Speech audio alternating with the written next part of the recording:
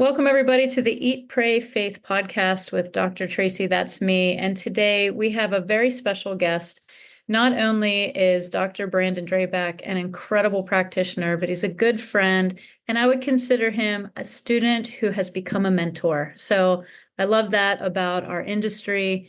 As we grow together in our health aspects and our education, we actually become each other's mentors. So this is going to be a great topic. Today, we're talking about metabolic syndrome.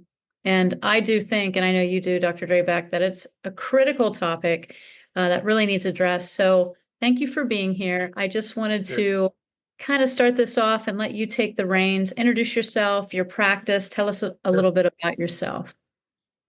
Great. I've been practicing since actually 2000 and for a while, 2010, 2011. I was actually practicing as a holistic health practitioner before I became a naturopathic doctor. Have a background actually in body work and manual therapies like polarity therapy. And then I had a great client years later say to me, I think you'd be a great naturopathic doctor, and I've heard of MDs, DOs, and chiropractors. I've never heard of an ND. And so I looked into it and I thought, yeah, that aligns with what I believe and what I feel is right for health for me. And so I decided to go to school and do that. And I'm so grateful to her for recommending me go down that pathway. So, and I got to meet some great people like yourself. Yeah, absolutely. And I mean, we've run into each other at different events Oh and yeah, educational events. So it's been a true pleasure to get to know you. And the name of your practice, just for our listeners, and how to get in touch with you, just in case sure. they don't stick to the whole end. I know that people love that information right out of the gate. Yeah, absolutely. So actually, you can find me on my website at brandondrabeknd.com. I will make sure that I link all of these in the show notes for everybody so that you can find Dr. Drabek very easily. But let's get into the topic at hand. I mean, metabolic syndrome, I think it's a very common word that encapsulates a ton of different conditions. Yeah. But can you just give us a high level definition of what is metabolic syndrome and what all does it entail? Sure. So, metabolic syndrome is a complex condition. It's characterized by a group of interrelated metabolic risk factors, collectively, which increase an individual's risk for serious health issues. This can include cardiovascular disease, type 2 diabetes, and even a stroke. It's based off of the presence of at least 3 out of 5 criteria. So, one would be elevated can't talk today, waist circumference, which is primarily due to the visceral body fat. Now, that's the fat that surrounds the internal organs. So that plays a critical role in metabolic dysfunction because this type of fat is more hormonally active and inflammatory, which contributes to other factors like insulin resistance or the increased risk of heart disease. The other factor is elevated triglycerides because of that, as a result rather, they're due to a result of excessive caloric consumption, particularly from refined carbohydrates and sugars. Another factor, the third factor, is reduced HDL cholesterol, because HDL, as we know, helps the body eliminate cholesterol. And it helps the body clear that excess of cholesterol. So obviously, as it's reduced, it's having difficulty uh, eliminating that excess of cholesterol, but obviously increasing plaque buildup. The fourth factor is elevated blood pressure, which forces the heart to work harder to pump blood. And this can pose a significant risk factor, especially for those for heart disease. And then that fifth factor is elevated glucose. This is actually a sign of insulin resistant because the cells become less responsive to insulin, which lead to elevated blood sugar levels. And over time, that can cause damage to the body's tissues and organs. So, Mm. metabolic syndrome is actually of great concern because it acts as a precursor to more severe health conditions. The prevalence of metabolic syndrome actually has been increasing largely due to the modern lifestyle factors like poor dietary habits, characterized again by high intake of processed foods, sugars, unhealthy fats, along with insufficient consumption of fruits and vegetables and whole grains. And obviously, these contribute to weight gain and, again, metabolic dysfunction. Additionally, sedentary lifestyle. This exacerbates weight gain, and it contributes to insulin resistance and cardiovascular problems. And rising rates of obesity globally are actually a significant driver of this syndrome. Mm-hmm. Yeah, and you unpacked a lot there. So let's just go back because a lot of what you said, Sure. unfortunately, people look at as just commonality of getting older, like waist Right. circumference, right? Everyone talks about men getting a belly as they get older. It's just Sure. accepted. High blood pressure. I mean, that used to be my grandpa's disease. Now Hmm. it's my brother's disease or my uncle who is not that much older than me. But Yeah. again, it's starting to be tolerated and accepted in our society. Right. I think that's a big issue, and I'm glad you brought those points up because this shouldn't be accepted. Natural aging should be healthy, and I think Absolutely. I probably agree. But these were great points. And then the contributing lifestyle factors, the SAD diet, as you and I like to say, standard American diet. Hmm. I think we're really wrapped up when we hear the word metabolic and weight loss, Yeah. but really it's a It's precursor, more like than you that. said, to all kinds of chronic disease, whether it's diabetes, balancing blood sugar, type 1 or type 2, cardiovascular disease, even neurological diseases, which Yes.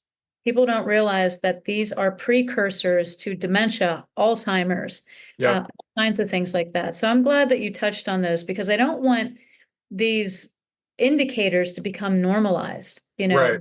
People don't take action to do something about them. Right. Absolutely. Let's get into a little bit of science. Talk to me about the pathophysiological mechanisms that contribute to this metabolic syndrome. Give me a breakdown. Like, what are some of the Sure. core underlying issues? Yeah, so the core underlying issues with this is primarily insulin resistance. This is where the body cells, particularly muscle, fat, and liver cells, become less responsive to the hormone insulin. And insulin is essential for regulating blood sugar levels. It allows glucose derived from food to enter the cells where it's used for energy. And as blood sugar levels rise, the pancreas compensates by producing insulin. So this helps, again, the glucose enter those cells. And over time, this compensatory mechanism actually can become overwhelmed and eventually progress to prediabetes or type 2 diabetes. So one of the significant consequences of insulin resistance, of course, as we know, is increased fat storage, right? Particularly in the abdominal region. And again, as I said before, that visceral fat that releases pro-inflammatory cytokines, and free fatty acids into the bloodstream, which contribute to a state of chronic low-grade inflammation throughout the body. And then that chronic low-grade inflammation that leads to, again, abnormal levels of lipids in the blood. Because as you've taught me, of course, is that the cholesterol is like your fire department. It's there to put out the fire. Um, and of course, that leads to cardiovascular issues. Insulin resistance is also closely related to and linked to hypertension. So, regulating sodium and fluid balance within the body, which, of course, in turn increases blood volume and raises blood pressure. So, it's the interplay between insulin resistance, inflammation, dyslipidemia, hypertension, which creates sort of this vicious cycle. So, by addressing insulin resistance, through lifestyle changes like diet, exercise, weight management is crucial in breaking that cycle and reducing the risk of developing severe complications. Yeah, I hope people found that little clinical pearl you just dropped. That hypertension and insulin resistance are hand in hand. Yeah, That if you are fighting with unstable blood pressure, it's not just because it's in your genes, that this is a direct correlation with the instability of blood sugar, insulin, as well as some deficiencies that may be contributing. But I right. think people do that. And you know what I'm seeing lately? When I was younger, when you were younger, right, it was juvenile onset diabetes, which was type Right. 1. So you saw type 1 diabetics as children. Type Yeah. 2 diabetics was again my grandpa's disease. Now what we're seeing is more type 2 diabetics coming as children. Yeah. And such prolonged mismanagement of this that now type 2s are actually becoming type 1 diabetics. And just so people understand the difference, type 1 diabetes is the inability to produce insulin from the pancreatic cells, where type 2 diabetes is high levels of blood sugar in the blood and the inability to get that sugar into the cells. whether it's a low level of insulin production or you're not quite, this receptor sites on the cells aren't accepting glucose. They're completely different animals, but it's amazing how they can bump from one to the other. Right. Really good pearl there for people. If you are struggling with high blood pressure, it may not just be from your grandpa. Really important to look at the insulin resistance, those pathways. And we'll talk about some markers later, but let's talk about the pathway of what do we do, Dr. Drabek? I mean, the allopathic model is you're going to go in, you're going to get diagnosed, they're going to put you on metformin or maybe a form of insulin, depending, if it's type 1 or type 2. They're going to send you downstairs to the dietitian. She's going to give you a map of carbohydrates that you can and can't eat. There's no real thought, and this isn't I'm not trying to sound like I'm against allopathic or the model. They try, but there's a lot more to it than just eat 20 carbs or 25 carbs per meal. So Right. as a naturopathic practitioner, how do you approach this entire syndrome, metabolic syndrome, and how is it different from that conventional approach? Sure. Well, one of the things I love that you said that I've become sort of a mentor. One of the things that I remind other colleagues, other naturopaths, is that naturopathic medicine is focused on physiology, not pathology. That's where allopathy shines, is in pathology. Nice. So our goal is focusing, of course, it's a holistic, it's a patient-centered approach. And our focus, again, is on physiology or function of the body. We look at addressing and supporting the whole person, not just alleviating symptoms. So our goal is really to empower patients to with knowledge and tools that they need to take control of their health and achieve long-term well-being. And we do this through several different ways.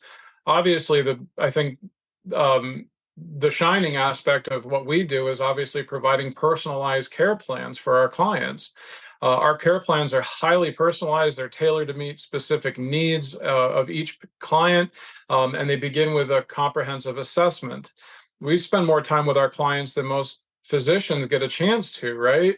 I spend at least an hour and a half to 2 hours for my initial consult. Most physicians get maybe 15, 20, or 45 minutes if they're lucky.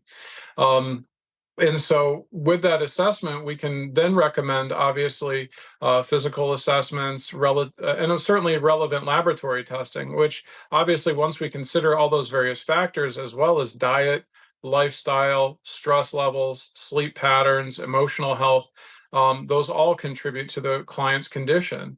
The second thing that we focus on, obviously, is that diet and lifestyle. Obviously, it's a cornerstone of naturopathic treatment. And is the focus there is primarily those fundamental components of health. We often recommend dietary changes, which can include whole food, nutrient-dense foods, emphasizing also a huge consumption on vegetables, fruits, lean proteins, healthy fats, whole grains. And then lifestyle recommendations are equally important because they also include guidance like on physical activity, sleep hygiene, stress reduction. Third, I think another factor that makes us primarily different is we're drugless, right? We focus on the use of herbal remedies and vitamins and vitamin formulas. And obviously it depends on the client's condition, their nutritional needs. And we recommend natural supplements and those herbal remedies because they're chosen based on the evidence of their efficacy and safety, and are used to support those natural healing processes of the body to stimulate that self-healing mechanism. And we emphasize the importance, obviously, of using high-quality, well-researched supplements, and advise our clients to consult even with their healthcare providers before even starting any changes. The fourth point I'd like to make is that we also focus on stress management techniques, recognizing that the stress has a significant impact on our overall health, and incorporating these techniques into our treatment plans is of paramount importance. Chronic stress can actually exacerbate conditions like insulin resistance and hypertension. So recommending practices like mindfulness, meditation, yoga, deep breathing, guided imagery, and certainly massage and other relaxation techniques actually help patients develop a resilience to stress and promote mental and emotional well-being. Another factor, obviously, is addressing the root cause, right? That's a principle of naturopathic medicine, right? And the whole goal is obviously to seek to identify and address those root causes. For example, obviously in the case of metabolic syndrome, it's not just trying to control blood sugar or trying to control cholesterol, because of course that's the allopathic model. The goal is to explore what those underlying issues are. It's always, I always like telling to my clients that I'm kind of like the 3-year-old, but going, why, like they bug their mom. And Exactly. so addressing those underlying issues, trying to figure out why is that happening? Why is the insulin resistance there? Why are the cholesterol issues are there? And it ultimately creates more sustainable health improvements by reducing the likelihood of reoccurrence or progression. Uh, the biggest factor, obviously, this is one of the things both you and I were taught when we were in naturopathic school, was that doctor means teacher, right? And Mhm. so patient education is hugely empowering. It's a key component of our care, and informing clients and patients about just to help them become better equipped to make healthy decisions and adhere to their care plans. We definitely take a lot of time to explain the rationale behind our recommendations, providing them with a clear understanding of the steps that they can take to improve their health. And this approach obviously fosters a collaborative relationship between the patient and the practitioner. And it again empowers them to take an active role in their healing journey. And then lastly, providing sustainable lifestyle changes. It's a huge emphasis on that. We recognize that obviously drastic short-term interventions are very, very less likely to yield any lasting results, right? Mhm. And therefore, we focus on helping patients adopt realistic and manageable changes that can be maintained long term. So this includes things like setting achievable goals and providing ongoing support and helping them develop healthy habits that fit into their daily lives. Yeah, absolutely. I love all of that. So I'm just going to recap some of the highlights for everyone listening. We work with providers. It used to Yes, be an East versus West mentality in the past. And I think that's where we got into trouble, where people really felt they had to pick or choose, that became combative. There was a defense of my side versus your side. And now what we're realizing is that sometimes pharmaceutical intervention is necessary for right, a period of time. Are right. we to a point we were too sick to out medicate or out supplement something individually? It takes a village. And so Yes, I love that you brought that up, that we work with providers. We send them back to their licensed medical physician or their prescribing physician and say, hey, tell them we're doing X, Y, and Z. And that may impact your pharmaceutical, it might impact your medication. So you need to make them aware so they can make adjustments for you. absolutely. Really big point for you to make, and I appreciate that. Yeah, a good friend of mine is actually a medical doctor, and Hmm. he made a great point about what we do as naturopaths and what he's able to do as a family practice physician. He said, so, there are times when you need a screwdriver, there are times when you need a hammer, and there is times when you need both. So Right. make sure you're using the right tool for the right job. I saw you post that somewhere, and I was like, that was really good. And then how we deal with stress and emotions. I think that Yeah, was highly neglected in the allopathic for a long time. I think they're waking up. I think they yeah, realize, I mean, once the stress causes heart attacks paper came out and there was research on it, they kind of believed us when we were like, hey, that trauma from 20 years ago might be affecting your blood pressure. right. So giving people tangible things that they can do, and not just meditation, prayer, and all the things that you said, but hands-on techniques like Yes. massage, things that we forget about that we look as like privileges or spa treatments are really Hmm. therapeutic. And there's Yes. nothing like touching, laying of hands, like it's instructed in the Bible. Hmm. We are by nature a communing type of species. We like to be with each other. It's Yes. very rare that someone loves to be in isolation, which is why it's a form of torture. So I think that's a really important point to tell people that massage is therapeutic. Yeah. Coming to you for body work or somebody else is part of their recovery plan Yes. for better health. And then obviously education leading to a collaborative relationship. Gone are the days of hierarchy where my doctor said so, question not, I just do. I mean, we have really educated patients and clients today. People walk in with supplements and research documents, and I research that. I mean, a lot of the times I sit with clients and I'm like, I am really happy that you're here, but you have done all this research and you have a plan. What do you need me for? Most of the time it's reassurance. Most of the time it's just to have somebody to collaborate with about, is this the right thing and what do you see? I think that's the most important relationship we can have. So Absolutely. again, your points are awesome. So I know people are listening here today. They're trying to manage this condition. They've heard you, their belly's a little bit big, they have some high blood pressure, and now they're thinking, well, you're talking about all these changes with food and lifestyle. What do I eat? So can you give us just maybe a nice high level kind of what should people start to embrace nutritionally if they want to try to go down the path of reversing metabolic syndrome? Certainly. We generally, as I said before, advocate for a diet or a food awareness, if you will, that prioritizes whole, nutrient dense foods while minimizing the intake of processed and refined products.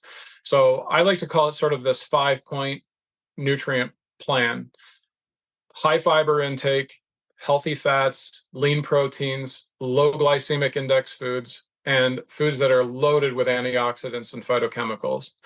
So high fiber intake, because plays a crucial role in maintaining metabolic health.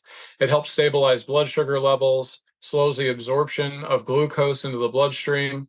It improves lipid profiles by reducing levels of LDL cholesterol and total cholesterol.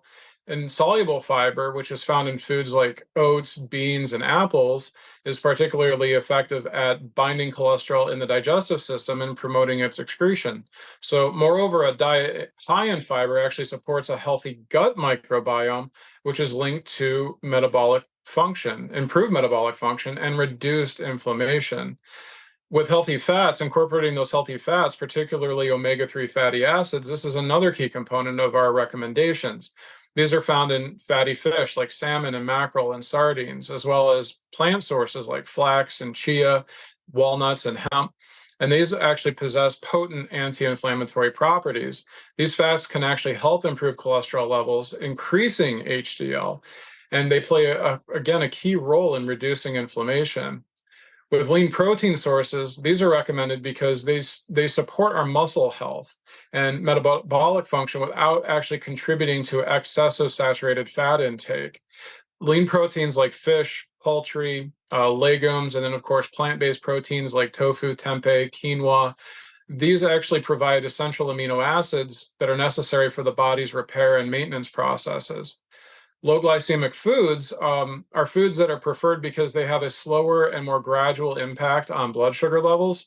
So these actually, the glycemic index, for those that don't know of it, actually measures how quickly carbohydrate-containing food, rather, raises blood glucose levels. So low glycemic index foods are pretty much non-starchy vegetables like leafy greens, broccoli, peppers, fruits like berries, apples, and pears, and grains like barley, quinoa, brown rice. And then the big one, of course, is antioxidants and phytochemicals, right? We encourage the consumption of a diverse, I would say eat the rainbow, right? Because I want my clients to eat a diverse array of colorful fruits and vegetables because these are rich in antioxidants, and antioxidants like vitamin C and E. And then you got phytochemicals like flavonoids and carotenoids that help protect the body against oxidative stress, which is a condition characterized where there's an imbalance between free radicals and antioxidants in the body, and oxidative stress actually can damage the cells and tissues. So by focusing on, again, whole food, nutrient dense foods and reducing the intake of processed foods, we can actually achieve a more balanced and health promoting diet. Yeah, and that's hard for people. I mean, Yeah, I made a post today about, take your health seriously. Like we don't think about at the end of the day, you can't outrun your fork, and health starts right. ends at the end of it. It's a really important part. And unfortunately, through the allopathic model, the repression therapy is really what people are looking for. They want less symptoms, less pain, less weight, less whatever. And it can be done very quickly with a pharmaceutical. But Mhm. as Dr. Sherry Tenpenny always said, symptom-free in the presence of pharmaceuticals is not health. It's Correct. just symptom-free. You're Right. still sick underneath. You still have this dysfunction underneath, and eventually it'll catch up with you, get worse, and then you'll be medicating yourself over a medication reaction. So having some simple tactics like this is great. Hmm. Uh, I usually tell people implement one change a week. Just Yeah, one. Pick of the 5 things you talked about today, do one. Just do one all week absolutely. long. The next week, keep that change and add another one. And so I hope people are sharing this podcast around with someone who's struggling with this, or for yourself. Just make sure you save it so you can go back and listen to these simple and effective tips that can really help change your life. So Hmm. let's talk about the role, because you said something earlier about exercise. Hmm. And I know that we have an idea in our head, and my background is in personal training. So I have a degree in exercise science, and I sold it for years, calorie in and calorie out. And honestly, Dr. Drabek, if it was really that easy, I don't think anybody would really have a weight issue, right? But Right. we know that it's now a dysfunction of metabolic pathways, digestive issues, breaking down proteins into amino acids, creating peptides, creating GLP-1, GIP, which is where all of these enhancers are coming from. Right. I truly believe muscle is medicine. I think instead of saying movement, we should say muscle when we're talking about foundations. Right. Because at the end of the day, it's going to be muscle that fuels. So, what kind of exercise are you going to recommend for people that are struggling with metabolic syndrome? Give us just kind of address the physical stance that you have for activity. Absolutely. Well, it kind of reminds me of that old SNL skit, eat less, move more, right? We know that doesn't work. I actually had a general surgeon tell me this once. He said, if you were to try and lose weight simply by eating less and moving more, it'd be like going for a run down the road with one foot in the ditch and the other on the pavement. You're not going to get very far, right? But Right. physical activity is a cornerstone, though. It plays a vital role, especially when it comes to improving insulin sensitivity, reducing visceral fat, and actually enhancing cardiovascular health. And I typically recommend a combination of things: aerobic exercise, resistance training, and flexibility and balance exercises. So with Mhm. aerobic exercise, again, it's essential for improving heart health and reducing overall body fat, including that visceral fat. So what I love to tell my clients is, look, you got 2 legs. God gave you 2 legs. Go for a walk. One of the things you said to me years ago, and matter of fact, it's in one of your brochures, is we don't have to have a throwdown sweat fest at the gym. I will never forget that as great advice. We don't. Something, like I said, as simple as going for a brisk walk, jogging, getting on your bicycle and going for a bike ride, going swimming, or even dancing, all fall under that category.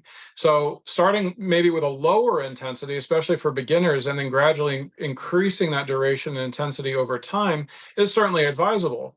Um, Usually it's recommended, 150 some odd minutes a week of exercise, of aerobic exercise. And I really like to break that down for my clients and let them know, hey, if you just simply go for a walk for 10 minutes, and this is what the studies show, 10 minutes after a meal, it will reduce your blood sugar by 10 points. Wow. So if you do that 3 times a day, breakfast, lunch, and dinner, you've got 30 minutes of movement in that whole day. So it's cumulative. Another thing I love is, and this is one of my favorites that I do for myself, especially, is resistance training. It's really crucial for building and maintaining muscle mass. Um, and I love particularly using resistance bands. So these are beneficial because muscle tissue is metabolically active. And I love how you pointed that out. And it actually helps increase a body's resting metabolic rate, which means more calories are burned, if you will, even while we're resting.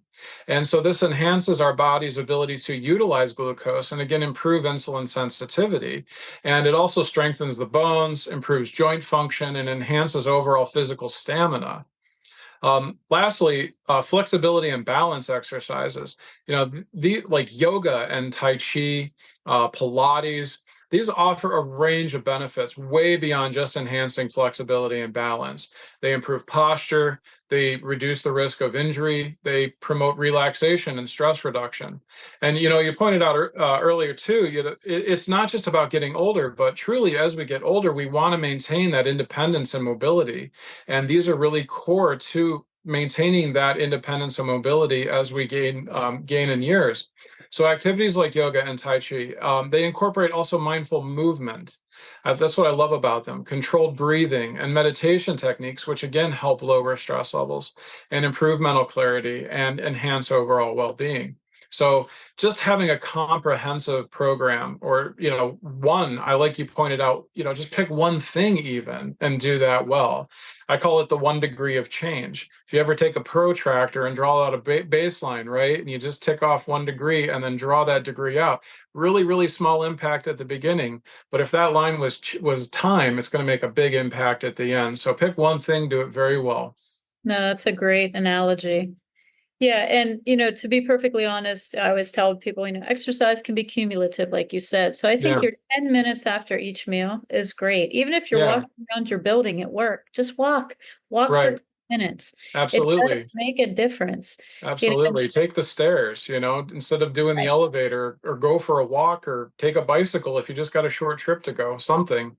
Yeah, yeah, anything. So just get out, get moving. There's a right. couple of things I wanted to ask that are kind of off topic questions. I have a lot of people that have mobility issues. They may not be able to walk well. They have severe pain. And we know how this works. So with metabolic syndrome, it's multi-system and Yeah. multi-symptom. And so a lot of people will come in and they just don't have the mobility. What are some things that they can do if they, right now, as they're doing the nutritional changes, they're doing the supplements, they're drinking the water, they're making all the other changes, but the mobility is not there? What are some ways that they can move the lymphatic system or help their body detoxify? I think, well, it's kind of funny. Back in the, if able, but back in the 90s, we had those little rebound trampolines that everybody thought was going to make us lose, hundreds of pounds and just, look dead sexy. Didn't work, did it? We It didn't didn't get work, there. right? But those rebound trampolines are amazing lymphatic movers, right? Um, if you're able to, even if you need to stabilize yourself, but just simply bounce up and down. If you don't have a trampoline, that's okay too. Just simply, if you want to, hold on to a countertop, raise your heels up and drop down, and do that a few times. That can help get lymphatic, get the lymph moving. And yoga, again, is one of my favorites, because you don't have to turn yourself into a pretzel to move. Even with yoga, it's you don't even have to be perfect to get into the right position. You can do yoga from a seated position. You can do hybrid calisthenics, as a matter of fact, again, and adjust that to your level of expertise, if you will. Something as simple, one of the things I love to do even, is while I'm waiting around, let's say, for something to, like a pot of water to boil on the stove, I could be doing countertop push-ups. Just something simple to get my body moving while I'm waiting. So Yeah. just little things. Yep. Yeah, just movement in general. I actually Hmm. invested because, my work schedule really has me at a computer desk a lot. So I got an Yeah. ergonomic desk. I have a standing Hmm. desk. So Yeah. I bought it online. It cost about $70 and it just raises up and down so I Yeah. can stand throughout the day. And then I have a travel size vibration plate under my desk. Yes. Pull out. So when I'm standing, I stand on the vibration plate for 10 minutes and I'll do Yep. that a couple times a day. Now, am I, getting into shape and now I'm going to run, a marathon? No, but I'm keeping my circulation going. Yes. I think that's one of the things, especially from a cardiovascular or just health or even vanity issue. We Hmm. sit way too much as a society. We're always sitting. So Yep. if It's a you new are at work, smoking. right. So if you're at work, get yourself a standing desk. They're not that expensive. These little Yeah. vibration plates. I have a Life Pro. I don't know if you have a brand Yeah. that you like. This is just one that I've had for Yeah. years. I got Yeah. the size. It works great. So I just I've want actually, I have a whole body vibration plate at home, as a matter of fact. And one of the things I remember reading about it was, I think 10 minutes on that plate is equivalent to 5 miles of jogging, which I thought nice. was amazing. Or a work, it's worth about 45 minutes of like a heavy weightlifting workout. So yeah. Wow. Well, Those are then great. I'm ready because I You're stand on pumped. time today. I could run a marathon. Yeah, Yeah. I didn't even know. Right? So, all right, let's go back a little bit. I want to talk about stress because Yeah. again, I don't think we talk about it enough. And I know that we touched on it above as one of those key indicators that can create metabolic, but let's say everybody has everything under control. They're exercising, they're eating the right food, they're going to bed on time, but they're under chronic stress. How would just that exacerbate metabolic issues? Well, chronic stress really triggers cortisol release in the body.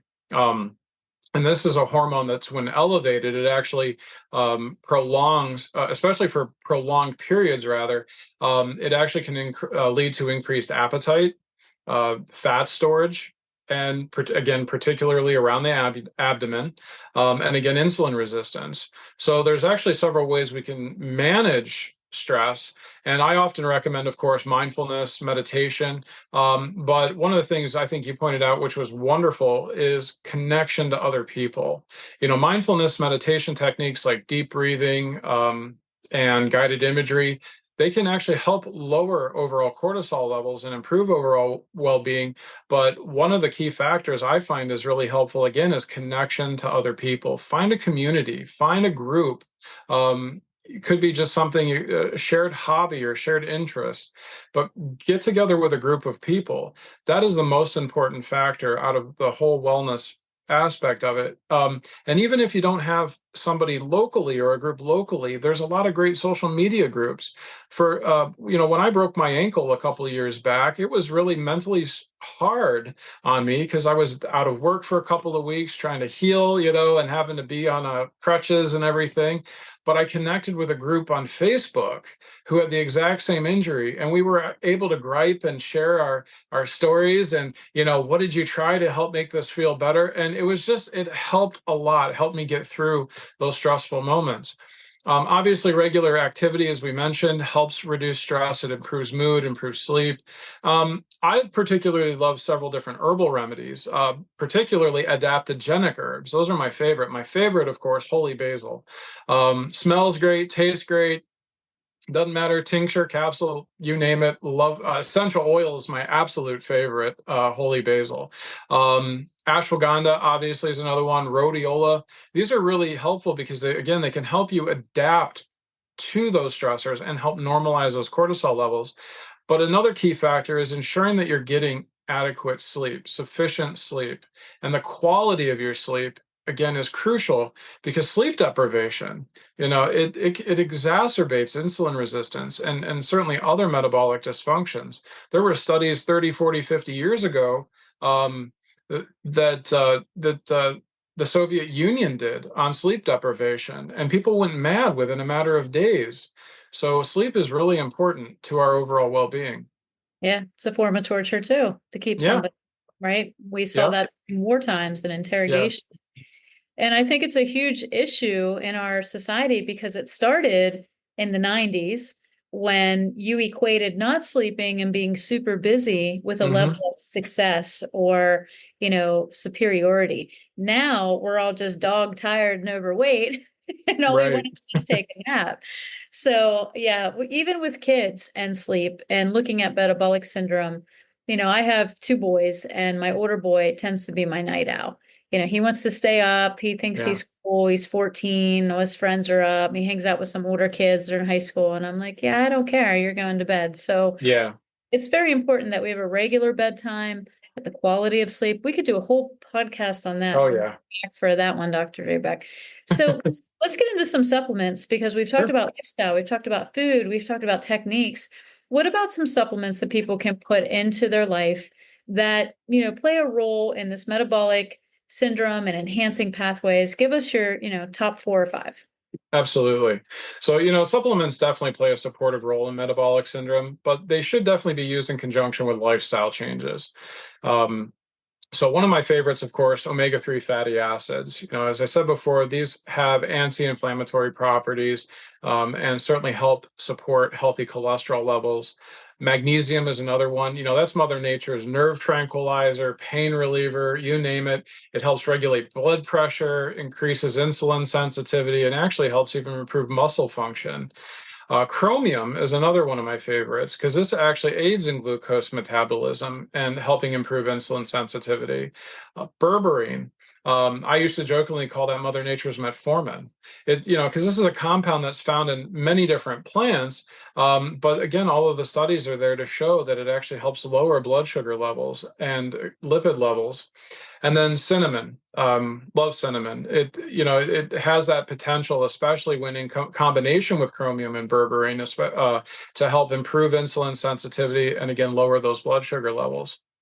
Yeah, and easy. These are easy things to Yeah, find. easy They're stuff. And not you don't need a high level. I mean, you can find these very readily available, but it does come down to quality if you want the absolutely. best. Hmm. Absolutely. So buying something, off of a big box store, I think we know probably not. If you want to seek out Right. really good formulations with guidance, how much I should take, how long, how often, Right. when do I take it?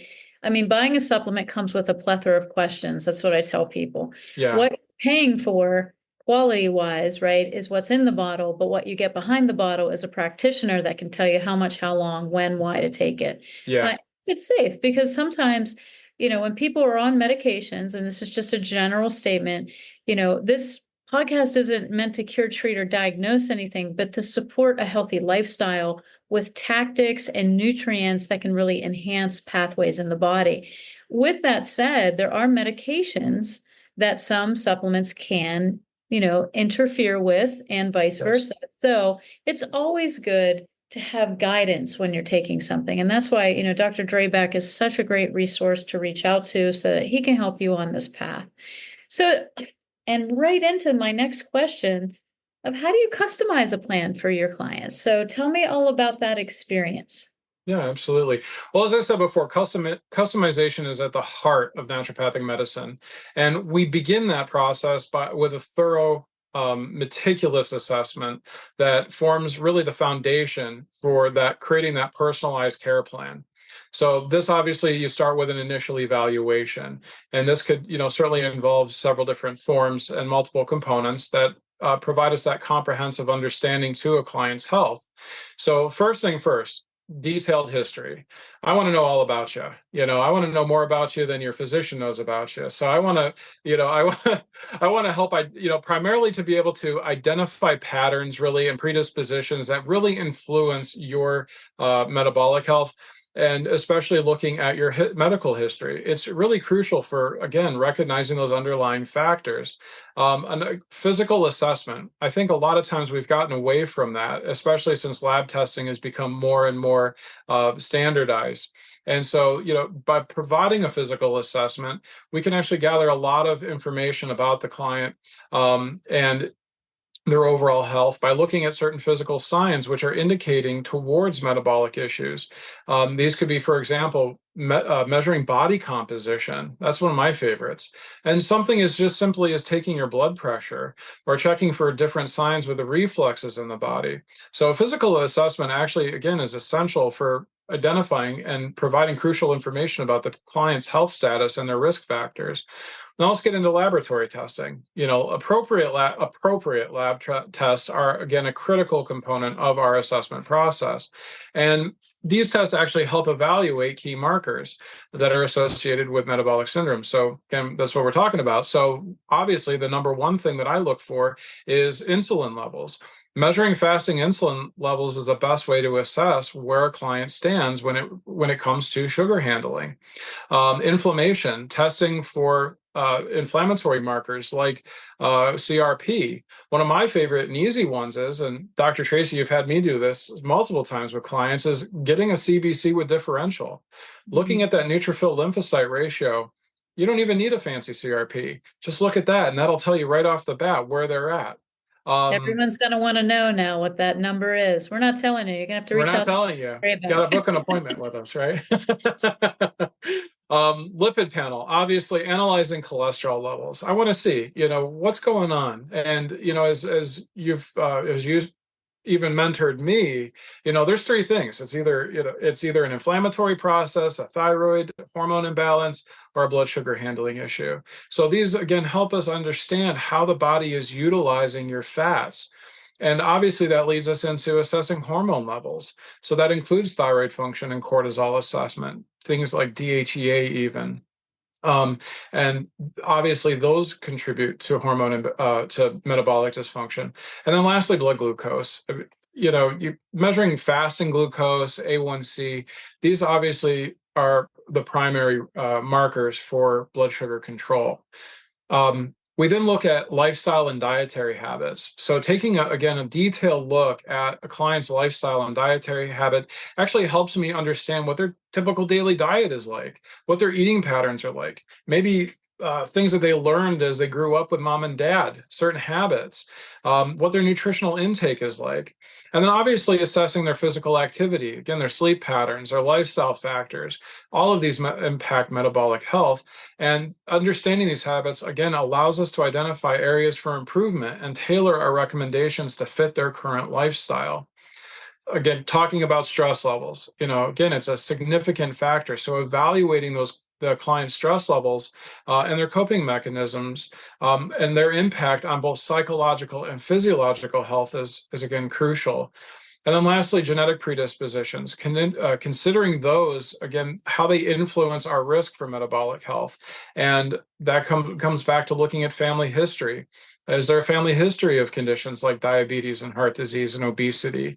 And again, these provide huge insights at those factors that are at play there.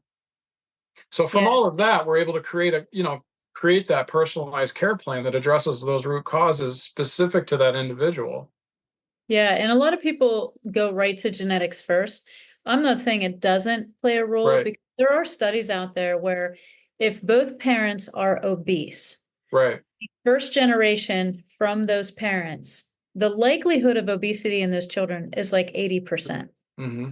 I mean, that will take a lot for that particular child not to fall into the trend of obesity, because metabolically they're already born dysfunctional through a genetic predisposition. It's just studies. And Right. as you were saying, that's a compilation of lifestyle, stress, Yeah. the genetics that get passed, the hormones, the lipids, the Right. everything. It's It's the everything. epigenetics, It's the epigenetics. I tell my clients all the time, genetics is basically cocking the gun. It's your epigenetics, your environment, your lifestyle, your diet that pulls the trigger. Absolutely. So as we finish up, because this has been packed full of such good information, I think if people just re-listen to this, implement 1 or 2 changes a week, within a few months, probably 3 months, they're going to have a better handle on metabolic issues that may have been experiencing. And if they actually reach out to you, would probably get an incredible handle and maybe even prevent or reverse what's happening in their body as it's systemically breaking down through deficiency and toxicity. Right. But leaving people with some advice, what would you tell people today? What are just the top few things to be proactive if they are thinking that they're heading towards metabolic symptom, I can't talk today either, syndrome, or if their family might have that as a predisposition?